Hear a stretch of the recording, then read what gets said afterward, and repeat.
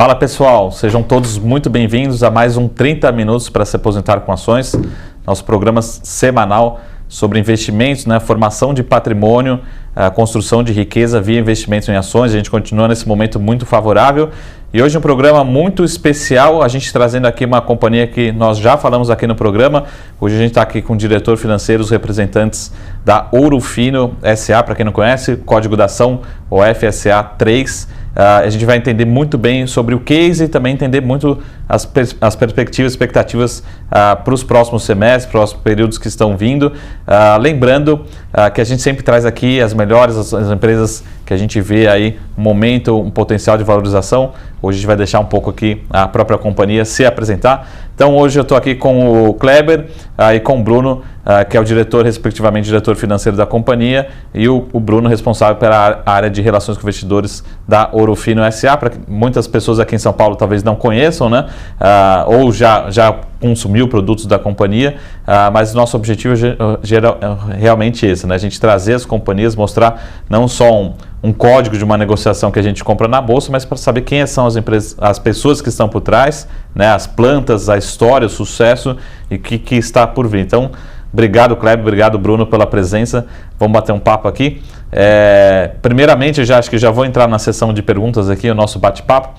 Primeiro, eu gostaria que vocês apresentassem um pouco para a gente conhecer um pouco da história da companhia, talvez não sejam todos que conheçam a companhia. Quem que é a Ouro Fino, que está sendo negociado em bolsa, o que vocês fazem, qual que é um pouco a história da empresa? Bom, primeiro, obrigado pela oportunidade, É sempre muito bom poder falar para o seu público aí da nossa companhia. A Ouro Fino é uma empresa, um laboratório farmacêutico veterinário, Então nós produzimos medicamentos e vacinas e produtos para animais,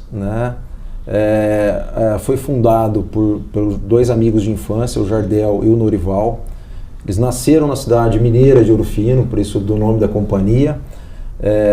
Eles foram vendedores de produtos, então tem a veia de vendedor muito forte, e começaram a companhia 31 anos atrás.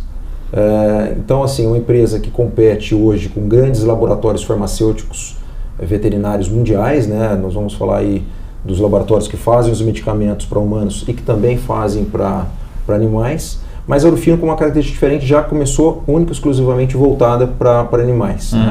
Então é um setor bastante interessante, está inserido aí uma parte importante na cadeia do agronegócio, principalmente na cadeia de proteína, Tem também a parte dos animais de companhia e que dentro do agronegócio que tem um futuro e um presente muito forte no Brasil. A Ouro Fino está inserida na parte de tecnologia, Então é muito interessante.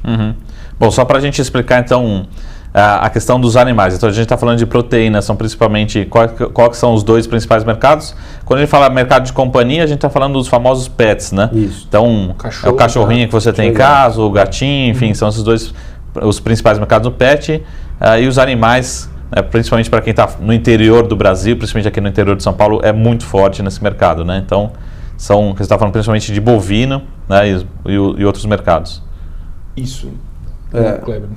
Cerca de 80% do faturamento da companhia é a parte de animais de produção, que é isso que a gente está falando, no interior, aí, Brasil, pecuária, então a gente está falando de bovinos, suínos, um pouco de aves, tem um pouquinho de equinos, mas bem pequenininho, e aí os outros 10% que a gente exporta também um pedaço, é parte de animais de companhia, cachorro e gato. É até interessante dar uma informação.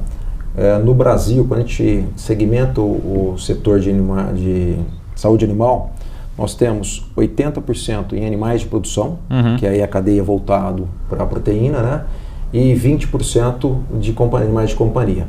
Quando a gente olha mundo, tem uma característica até um pouco diferente. O mundo é 60% animais de produção, 40% animais de companhia.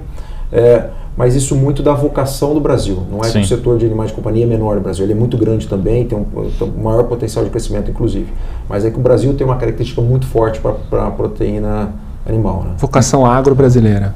Inclusive, olhando um pouco para o mercado de pets, acho que em todas as cidades do Brasil, mas principalmente aqui em São Paulo, o que a gente tem visto de abertura de novas lojas de pets, e grandes lojas de pets, para os animais é um número absurdo. Então, eu acho que o mercado brasileiro, você tem duas grandes oportunidades e as duas têm muito potencial, né? Sim.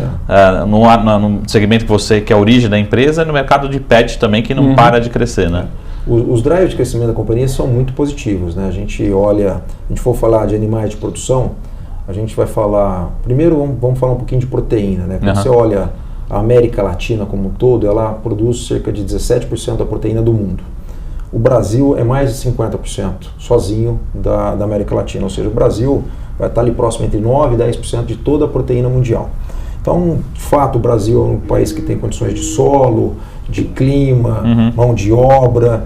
Então, quando a gente olha para o desafio para frente, em termos de futuro, a gente sabe que vai ter um incremento muito forte na população, né? Alguns dados estimados estimam um aumento de até 3 bilhões de pessoas até 2050.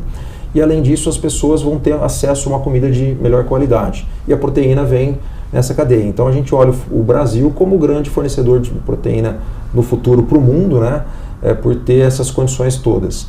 E a gente olhando um pouco para a característica, aí já segmentando um pouquinho, a gente vê uma avicultura, uma suinocultura muito tecnificada do Brasil, compatível com os padrões mundiais, mas quando a gente olha para a parte da bovinocultura, ainda há uma carência bastante grande de tecnologia, um nível de adesão à tecnologia bastante baixo. Nós temos cerca de 2 milhões de fazendas no Brasil, lógico que algumas em uma condição muito boa, mas a grande maioria ainda precisa bastante tecnologia. E quando a gente fala de tecnologia, a gente vê 3 principais pilares para aumentar a produtividade. Nós vamos falar de a nutrição, né, dos animais, né, o pasto, o sal. Nós vamos falar também da parte genética, cruzamento de raças para melhoramento genético, e nós temos que falar de sanidade. E a Ouro Fino entra fortemente nessa cadeia, fornecendo insumos, né, os medicamentos, para que esses animais estejam sadios e, consequentemente, tenham uma produtividade elevada. Um outro dado interessante para a gente entender um pouco dessa necessidade de produção: o Brasil tem o dobro de rebanho do que os Estados Unidos, e os Estados Unidos produzem a mesma quantidade de carne do Brasil.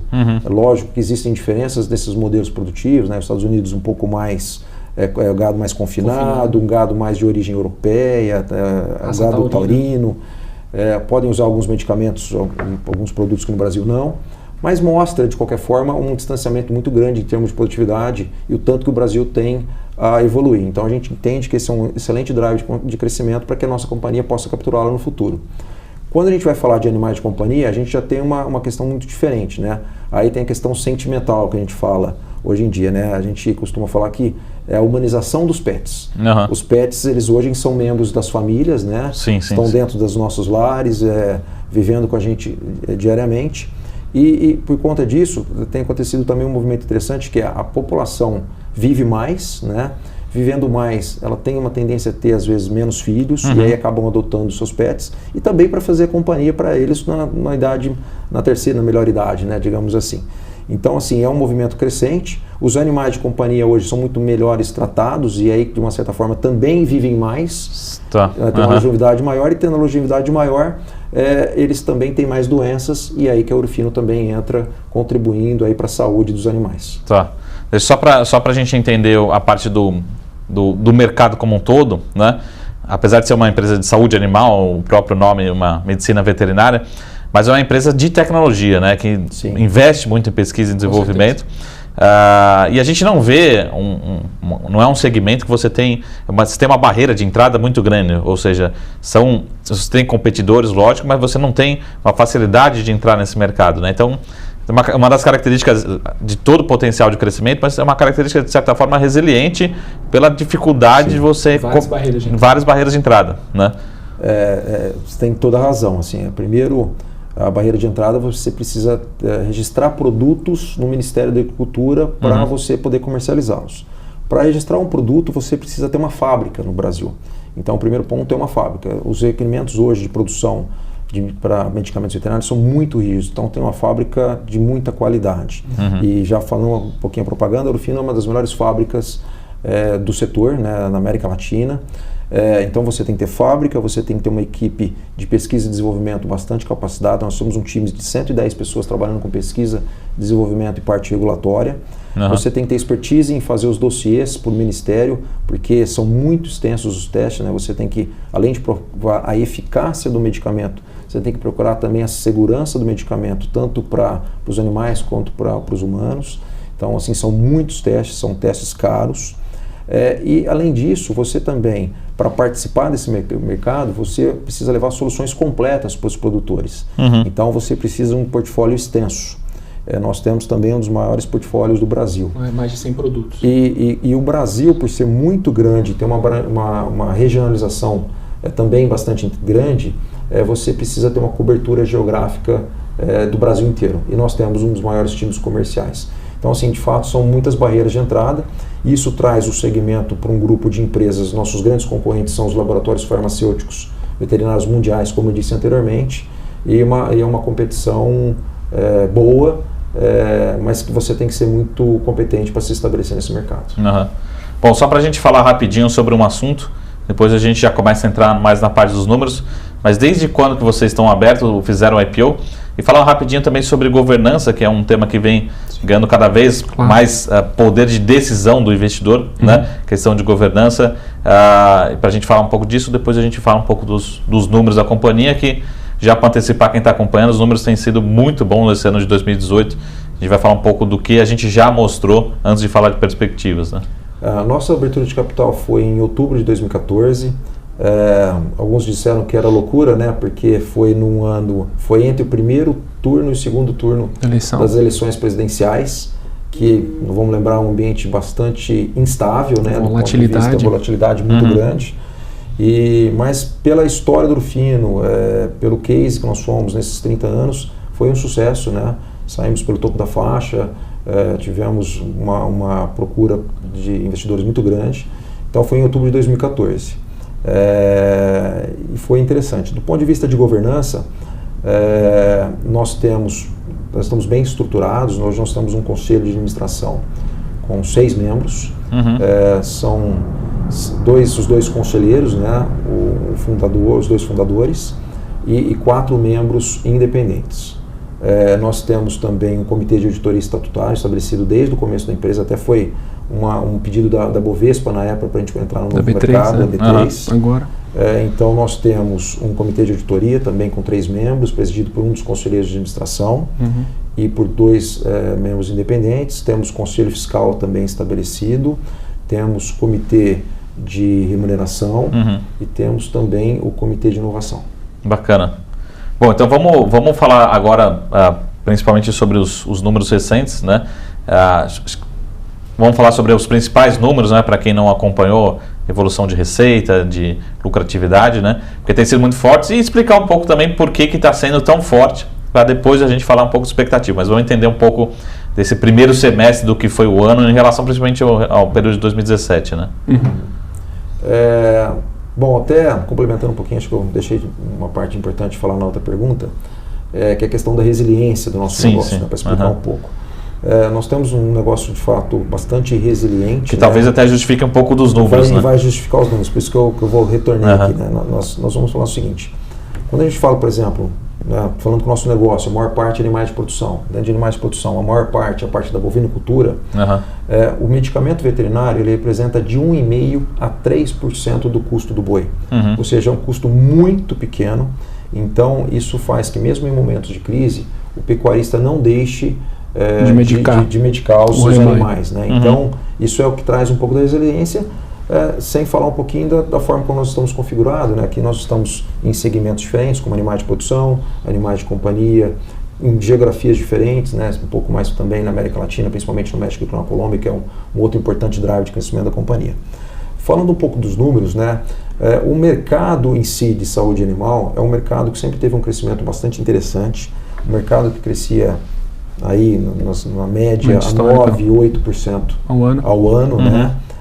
E se a gente segmentar um pouco mais esse mercado, a gente olha animais de produção crescendo entre 7% e 8%, e PET crescia antes da crise, crescia 20%. A PET é um pouco mais sensível à macroeconomia, né? mas de uma certa forma é um mercado que a gente já vê retomando mais fortemente o crescimento de novo. Então, assim, a gente começa o ano de 2018 com estimativas de crescimento de mercado, até divulgados pelo próprio Sindan, que é o Sindicato das Indústrias, falando aí de um crescimento já muito próximo desse nível histórico, falando em animais de produção de 7 a 8 e falando de animais de companhia de 12 a 15. E a Ouro Fino está bem posicionada nesse segmento. Se a gente olhar o nosso histórico, a gente sempre cresceu acima de mercado, né? Talvez a Ouro Fino seja a empresa que organicamente mais cresceu nesse segmento, uma vez que os competidores sempre cresceram um pouco mais por M&A, sendo laboratórios farmacêuticos veterinários mundiais, né? Mas a Ouro Fino tem uma força de crescimento orgânico muito forte. Tá.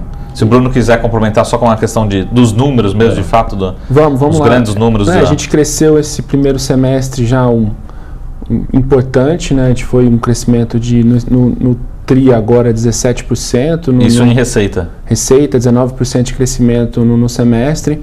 Então, rentabilidade, margem EBITDA, principalmente aí acima de 20%. Então, margem líquida na casa de 10%. A gente está caminhando bem esse ano aí, a gente está bem satisfeito com o que a companhia vem apresentando, que é dentro do que a companhia tem feito historicamente nessa história dela de 30 anos. Né? A gente, os níveis históricos são esses, a gente está bem alinhado em 2018 com os níveis históricos. A gente tem feito um trabalho muito forte de margem bruta, com uma margem bruta de qualidade, a gente fazer uma venda de qualidade. Então nós estamos vendo uma margem bruta melhorando, nós fizemos um trabalho muito forte também nos últimos 2 anos, aí no momento que estava um pouco mais de crise, que trouxe a nossa atenção muito forte também para a questão das despesas, nós conseguimos diluir bastante despesas. Legal. Então nós estamos conseguindo um resultado bastante interessante. A companhia também gerando caixa, então assim, nos últimos 3 anos aí vendo uma crescente geração de caixa. A gente está com indicadores robustos, a gente está bem confiante. E na parte de geração de caixa também a gente sempre lembra um pouco de dívida, né? O patamar de dívida também é bastante confortável, né? De alavancagem da empresa nesse semestre. É bastante confortável, sim. A gente está com dívida líquida EBITDA na casa de 1,8 no semestre, mas com uma qualidade de vida muito boa, né? Nós, como uma empresa de tecnologia, nós utilizamos bastante linhas da FINEP, né? Que é a linha do Brasil para inovação, né? Que geralmente tem prazos muito compatíveis, inclusive com o nosso prazo de pesquisa e desenvolvimento, que é um ciclo um pouco mais longo. Nós fechamos o semestre com um custo de dívida bruto de 7% ao ano, então que também é um custo bem bom. Temos um pouco mais de concentração de dívida agora nesse período, mas está bem equalizado com caixa, com liberações de financiamento, então é uma situação bem confortável. Tá. Bom, então a gente vai agora falar um pouco de expectativa, né? Não necessariamente a gente... a política, respeitando a política da companhia, vai falar um pouco do segundo semestre, né? Para quem não conhece talvez tanto o setor, mas a gente precisa reforçar que o segundo semestre ele é mais forte do que o primeiro, né? Mas quais são as expectativas aí? Deve continuar esse ritmo de entrega de resultados bastante fortes, essa mesma tendência, né? Quais são as expectativas? Depois a gente fala um pouco aí dos projetos, para quem também reforçando, quiser entrar em mais detalhes, a gente tem a nova planta que é um processo, a gente sabe que é um processo de você se aproximar do Ministério, da aprovação, um processo um pouco mais lento, um pouco mais longo, mas os resultados provavelmente já devem começar a aparecer a partir do ano que vem. A gente fala um pouco, primeiro vamos falar um pouco de expectativa para o segundo semestre, realmente deve ser um segundo semestre nessa mesma tendência do que foi o primeiro semestre, evolução de números, margens. A gente não pode dar gás, a Marco falou, mas assim, característica do mercado, o segundo semestre é sempre mais forte, né? Tem algumas condições que concorrem para isso, mas vamos falar aqui em animais de produção, basicamente condições climáticas, né? São épocas de mais chuvas e, por consequente, mais chuvas tem mais parasitas. E o grande desafio sanitário do Brasil é parasitas. Então, o segundo semestre geralmente representa 60% do faturamento do setor. Então, a Ouro Fino, ela fez bastante ajuste, ela vem bem posicionada, né? A gente fez um trabalho forte no primeiro semestre e ela está bem posicionada para isso. A gente tem um trabalho muito interessante para capturar mercado, que é o trabalho que a gente fala de geração de demanda. Nós temos um grupo de veterinários que fazem as vendas, né? Que vendem para as lojas agropecuárias, né? Que isso também é interessante destacar, que nós temos um modelo diferenciado. Geralmente, os nossos concorrentes eles vendem para um distribuidor, que vende para uma loja agropecuária espalhada no Brasil inteiro, e loja agropecuária é aquela que vende o arame farpado, que vende a ferramenta, que vende o medicamento veterinário, que vende para o fazendeiro, né? A Ouro Fino, ela começou a operação de uma forma diferente, então ela vai direto à loja agropecuária. Então nós temos muitos clientes e nós não vendemos para as fazendas ainda, né? Mas nós vamos direto nas lojas. Mas nós temos um time dedicado às lojas e um time dedicado aos grandes influenciadores, às grandes fazendas do Brasil, para gerar fidelização. Que na verdade a gente levar a nossa especialização, o nosso conhecimento para aportar soluções para esses fazendeiros e ajudá-los nos seus desafios diários. Então, a gente tem o maior time do Brasil para fazer isso, fazemos com muita dedicação e isso é uma das fortalezas para a empresa. Então, nós estamos bem posicionados para continuar dentro de um mercado, um cenário positivo, continuar tendo um bom desempenho. Também olhando para continuar muito fortemente para a questão de despesas bem controladas, margens... Diluindo margens, diluindo despesas. É o que a gente espera, né? Assim nós começamos o ano, foi um pouco do ano de 2017, foi muito pautado nisso também, e 2018 tem sido assim. Tá. Bom, então eu queria atentar um pouco rapidinho sobre a apresentação da planta, né? Talvez nem todos conheçam também a questão de vacinas, né? Falar um pouco da particularidade, talvez seja uma planta única no Brasil. Aí, lógico que cabe nós, analistas, investidores, tomar a decisão o quanto dessa planta, desse potencial está incorporado no preço ou não, mas só para falar um pouco desse projeto. Um pouco também aí de mercado, que é esse projeto. Do mercado veterinário como um todo, 1/3 são vacinas, grandes números, né? Tá. E desse 1/3 você tem uns 35% que é uma vacina, que nós já temos, com uma fábrica que nós começamos a construir em 2008, 2007, construímos em 2 anos, depois desenvolvemos a vacina e colocamos no mercado em 2010, que é a vacina de febre aftosa. Então nós já participamos de uma parte desse mercado de vacinas e tínhamos um plano que foi bastante divulgado no nosso IPO, que era o plano de aprofundamento em vacinas e em biológicos. E para isso nós passamos os últimos anos construindo uma nova planta. É uma planta, como você colocou, bastante complexa, é um projeto diferenciado em termos de Brasil, de América Latina. E em paralelo com isso, nós precisamos desenvolver as vacinas, né, para compor esse portfólio e também obter os registros do Ministério, que é um processo também extenso, de preparar muitos estudos, dossiês, que é o processo regulatório aplicável no setor. Típico, hein? Então, é um projeto grande que a gente, desde o IPO, vem destacando como um dos principais pilares de crescimento da companhia e que está em desenvolvimento e que a gente espera que possa trazer contribuição futura. Lógico, né? Conseguimos uma fábrica, estamos gestando um produto, uma contribuição futura positiva para frente. Nós não estamos falando ainda quais são as vacinas, nem os times, mas a gente espera que de fato é um projeto diferenciado. Legal, bacana. Bom, então para a gente terminar, eu vou falar um pouco aqui de valuation, né? Não necessariamente a recomendação é nós que fazemos, né? Mas para a gente comparar, que a gente tem uma percepção ainda de um desconto bastante excessivo em relação às ações da companhia listadas em bolsa. É mais uma percepção do que uma recomendação. A gente olhar um pouco para os pares, né? Os pares, como é que tem pares negociados em bolsa lá fora, o quanto que eles são negociados, uma ordem de grandeza de múltiplos, né? Tá bom. Só para a gente entender um pouco do que poderia ser uma avaliação, né? Uma avaliação bastante simplista da Ouro Fino, mas em que momento que a gente está, né? Só para a gente ter claro. Que a gente gosta de fazer esse comparativo. Lembrando da nossa dificuldade também de comparar com outras empresas listadas aqui no Brasil, né? É difícil, porque assim, a gente tem uma mão, conta nos dedos o número de empresas veterinárias de capital aberto, que tipicamente são as multinacionais com divisões de saúde animal, então às vezes fica diluído esse número dentro dos laboratórios humanos, mas tipicamente a gente vai ter as OETs, que é a de capital aberto.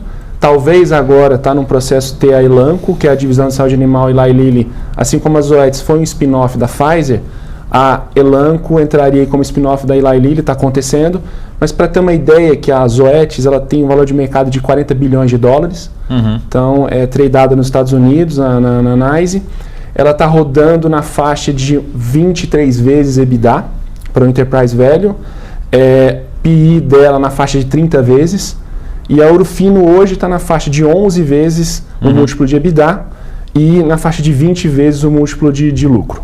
Então isso é para ter uma ideia. As outras tem 2 europeias de capital aberto, mas é bem mais difícil conseguir informação. E o free float delas é um pouco diferente, que é a Vibac, Vetoquinol, e tem uma na bolsa de Londres, que é a Dechra. Então são mais difíceis. Mas assim, o mais comparável, que faz call com os investidores, a gente acaba ouvindo para poder acompanhar, é a Zoetis, que é esse spin-off da Pfizer, e é capital aberto desde 2013. Então, pouco depois do IPO da Zoetis, a gente teve o Dorfino também. Tá. Bom, eu acho que esse era o recado, só para a gente terminar aqui, né? A gente não poderia, a gente está próximo das eleições, né? Mas acho que sem a gente falar de candidatos, das eleições, do que vai acontecer, né? Que a gente tem uma incerteza muito grande, e falar um pouco da companhia, porque a companhia acho que tem uma característica ímpar aí da resiliência, né? E essa característica independente de um cenário político, qual que vai ser o cenário ainda bastante incerto, né? Mas acho que a tendência da companhia e do setor como um todo ainda é com muito potencial de crescimento, né? A característica inerente ao Brasil, né, de ser um dos maiores, vai continuar sendo, talvez aumentar nosso market share em relação à proteína mundial, isso deve continuar. E como a gente sempre brinca, é que alimentos, né, a população no Brasil e no mundo nunca vai deixar de consumir, independente do cenário econômico, independente se o candidato A ou B, enfim. Só para a gente terminar, quais são as expectativas aí de curto, médio e longo prazo para o Brasil e para a companhia como um todo? Só acrescentando aí, você colocou muito bem, né, a questão da proteína, mas quando a gente fala também do mercado de animais de companhia pet, também é um mercado de muito potencial de crescimento, né?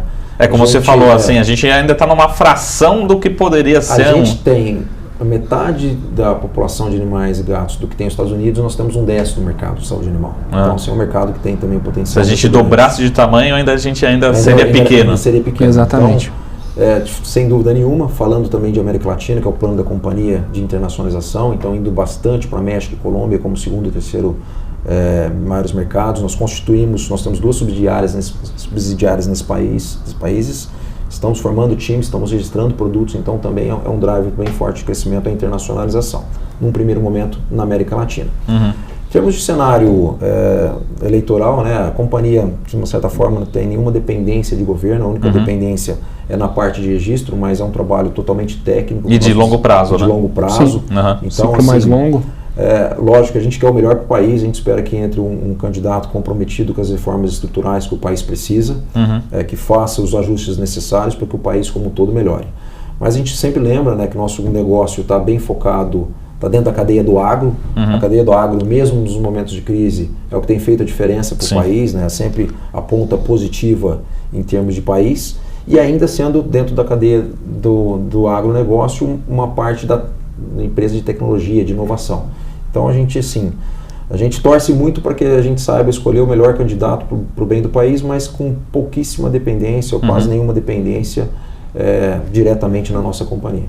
Bacana. Se alguém quiser, só para complementar, tem mais informações no nosso site ri.orofino.com. Então tem a questão da fábrica nova, uma apresentação institucional, os próprios contatos para quem quiser ter porventura alguma dúvida, quiser aprofundar mais no estudo da companhia, os dados do trimestre, semestre aí, e a gente se coloca à disposição também para poder tirar as dúvidas de quem quiser. Então, só para reforçar, é ri.orofino.com. E o e-mail é ri@orofino.com. Isso. Bom, pessoal, muito obrigado pelo tempo, pela todo o interesse aqui, a disponibilidade de vocês, o tempo para a gente bater um papo. Eu também me coloco à disposição, todo mundo que acompanha o programa sabe que o nosso investimento aqui não é um investimento tentando identificar se a ação vai subir amanhã ou depois de amanhã, mas a gente investir em boas empresas, né, ser sócio de boas empresas, aproveitar esse ciclo de crescimento, distribuição de dividendos, né, empresas boas, né, num preço atrativo, né, esse é o nosso grande trabalho, né, como analista, e sempre trazer aqui quem realmente faz acontecer dentro dessa empresa. Então, obrigado, Kleber, obrigado, Bruno, pela participação. A gente e a gente se vê em breve. Muito obrigado. Obrigado. Pessoal, muito obrigado pela participação e até semana que vem. Um ótimo final de semana. Tchau.